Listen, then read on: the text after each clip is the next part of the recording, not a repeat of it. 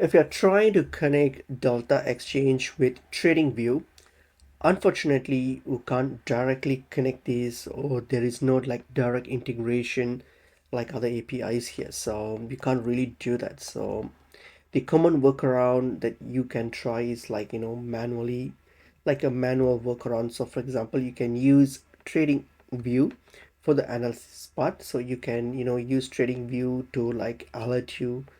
You can use the alerts to notify you. You can set off check the signals and everything here on TradingView. You can check that.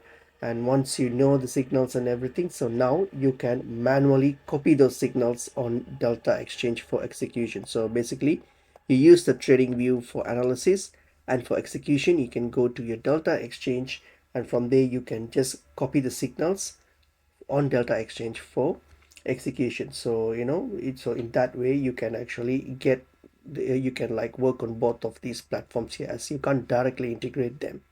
So you can just manually look it up here and then execute on your Delta Exchange. So this is a workaround we have at this point.